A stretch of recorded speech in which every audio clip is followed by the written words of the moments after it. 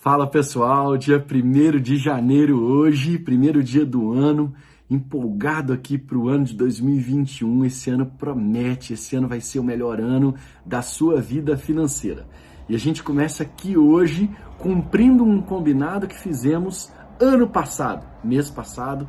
Há poucos dias atrás eu estava lendo Provérbios aqui em casa, fazendo o meu devocional, e eu perguntei para vocês quem gostaria de estudar comigo Provérbios. Muitas pessoas se manifestaram, disseram estar comigo. Então a ideia é que todos os dias, para quem não sabe, Provérbios tem 31 capítulos, é um livro da Bíblia, com 31 capítulos, nós vamos ler juntos um capítulo por dia. Não vai ser uma live, vai ser vídeo gravado aqui. A minha ideia é ler o primeiro capítulo e dividir com vocês quais foram os ensinamentos que eu tive, que mais me chamaram a atenção daquele capítulo sob a ótica financeira. Falar sobre a sua grana, ensiná-lo a gerir melhor as suas finanças, a tomar as suas melhores decisões. A Bíblia conta que, a Bíblia nos ensina que Salomão foi um dos autores do livro de Provérbios. E Salomão, segundo a Bíblia, foi o homem mais rico e mais sábio de toda a história, e nunca mais haverá um homem como Salomão. O livro de Provérbios foi escrito há 900 anos antes de Cristo. Eu fiz algumas anotações aqui, eu também estou aprendendo junto com você. Salomão foi um dos autores, como eu disse. A gente tem algumas contribuições de outros sábios, como Agur, como o rei Lemuel, como o rei Ezequias, e foi escrito no momento que evidencia o contexto do reinado de Salomão, quando a nação de Israel atingiu o auge economicamente, graças a essa fartura econômica, política, cultural. Israel pôde crescer, espiritualmente, após a reconstrução do templo. O Salomão aqui entre a gente é o salomito, Salomão, imaginar que ele nasceu já com uma herança grande, ele é filho do rei Davi. O rei Davi, para quem não sabe, é aquele homem segundo o coração de Deus, é um homem que pensava como Deus. Então Salomão já nasce filho do maior rei da história de Israel. Se você tiver a oportunidade de ir a Israel, ou se você já tiver ido, você vai ver que tudo que tem lá, King David, rei Davi, são coisas astronômicas, de muita riqueza, muito lindo, muito grande. Então, percebam você que Salomão já inicia num contexto rico, de muita prosperidade.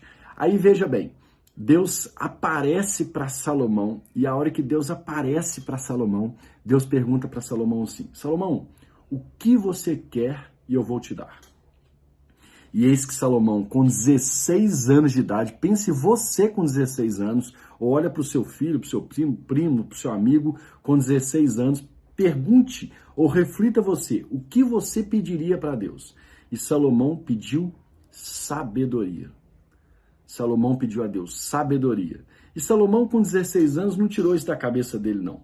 Eu vejo em Provérbios 4, a Bíblia nos conta uma conversa entre Davi, o pai, e Salomão, como se fosse uma sessão de mentoria, e Davi orienta Salomão que devesse vender tudo que ele tinha para comprar sabedoria. Então ele tinha a resposta certa, naquele momento ele sabia o que pedir, e ele pediu para Deus sabedoria, e a Bíblia então nos relata que nunca houve, nunca haverá na história da terra um homem com tanta sabedoria como o Salomão. E eu queria,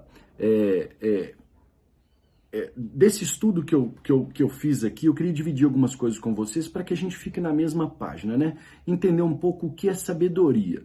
A riqueza, o dinheiro, ele é o fruto. A sabedoria é que gera esse fruto, que gera essa riqueza. Percebam que Deus não deu assim, toma, sabedoria, e ponto final, e pode dormir e fazer o que você quiser. Não, Deus possibilitou a Salomão que usasse a sabedoria.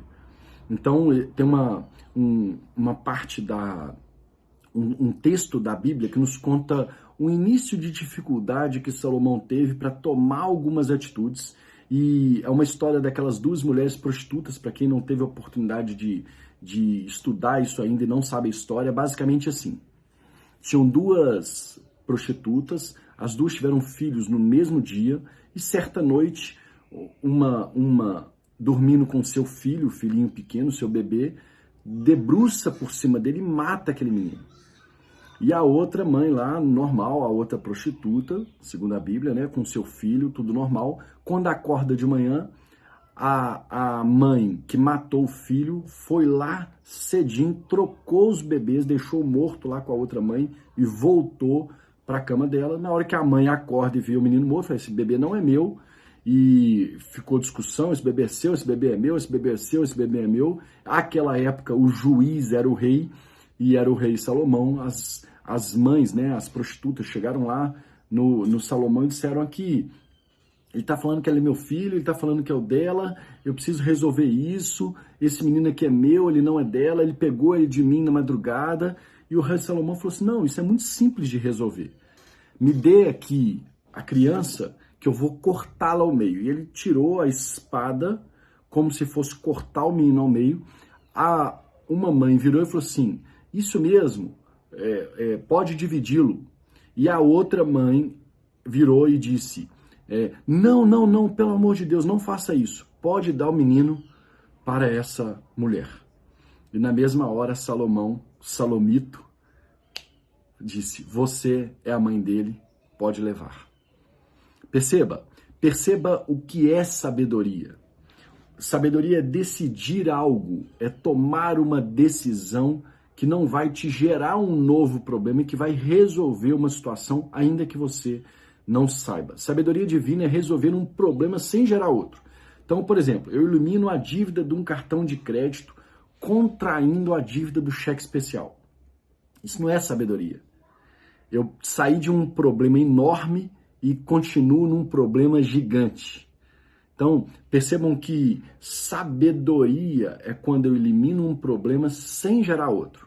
Você quer saber aí um outro exemplo aqui, que eu acho que é um conto judaico antigo do século XII? Eu também estava estudando e aquela época era a época da Inquisição e os inquisidores, né, eles queriam armar contra os judeus. E sumiu um menino cristão lá naquela época, eles acusaram a comunidade judaica de ter sequestrado e matado esse menino, chamaram o rabino, e disseram, o rabino naquela época era o representante da comunidade, né? Falaram, vocês mataram o menino, fizeram o sacrifício com o menino, e é o seguinte, vamos botar isso aí na mão de Deus, se vocês são culpados ou não. Eu vou fazer aqui 2 papeizinhos, um escrito culpado, o outro escrito inocente. Eu vou tampar os seus olhos, rabino. Você vai escolher um papel e o que sair nesse papel a gente vai saber se vocês são culpados ou não. Vamos colocar na mão do seu Deus aí. E aí o rabino falou, ok, vamos fazer isso sim. Só que o inquisidor ele estava armando contra o judeu e ele colocou 2 papéis de culpado e mandou o rabino escolher. Tampou os olhos daquele rabino e o rabino pegou rapidamente o papel e engoliu aquele papel. E o inquisidor virou e falou assim, você é doido? Como é que a gente vai saber agora qual que é, se é culpado ou se é inocente? E o rabino, muito sabiamente, né, ele respondeu, é simples, veja se está escrito ali naquele outro papel que sobrou, culpado. Se tiver, é porque nós somos inocentes. Perceba a sabedoria, perceba a diferença entre conhecer e a diferença entre ser sábio. Ser sábio é saber tomar decisões que eliminam um problema sem gerar outro problema. Tem uma diferença entre sabedoria filosófica e a teológica, né? A filosófica é a de Aristóteles, Platão, Sócrates, que tem a sabedoria, e tem a sabedoria teológica, que é aquela dada por Deus, a sabedoria de Deus, vinda de Deus. Então a filosófica é o conhecimento aplicado e a sabedoria natural. A divina é o conhecimento, é a forma de pensar como Deus pensa e agir como Deus agiria. Eu lembro também daquela história que a Bíblia nos relata, Jesus ensinando os apóstolos, ensinando as pessoas a darem a outra face. Se alguém vier te dar um tapa na cara, você não revide, você dê a outra face para a pessoa. O conhecimento é saber que isso existe, que deveria ser assim a forma de agir. A sabedoria divina, ela vem através de Deus. Só eu, sendo alguém de Cristo, eu vou conseguir dar outra face. E eu me torno alguém de Cristo, entregando minha vida a Deus e lendo a palavra de Deus, aprendendo como Deus agiria naquela situação. Então, como seres humanos que somos, nós somos pecadores. Eu não sei se você sabe, mas Salomão acabou mal. A história de Salomão é que o amor matou a sabedoria, porque ele amou a coisa errada. A gente tem que saber que não adianta ter sabedoria e amar as coisas erradas. E foi por isso que Salomão se deu mal. Salomão quebrou a regra do jogo. Salomão quebrou a aliança. A Bíblia fala que onde está o teu tesouro, ali está o teu coração. Então, o amor ao dinheiro, que a Bíblia relata também, é a raiz de todo mal. O dinheiro não é a raiz de todo mal, mas o amor ao dinheiro é a raiz de todo mal. Por isso, vamos depender de Deus, da sabedoria. A gente depende que Deus nos dê a sabedoria, mas depende de nós, das nossas ações, usarmos a sabedoria. Esse é o contexto do que vem pela frente. Se você gostou, compartilhe esse vídeo. Ele é o primeiro do dia. A gente vai ainda gravar mais tarde vídeos curtos que nós vamos aprender juntos sobre o que Salomão, o que os sábios nos ensinaram através dos provérbios, como administrar melhor nossa grana, como sermos sábios e termos a prosperidade, que é a ausência da necessidade. Te vejo aí nesses próximos 31 dias comigo. Tamo junto.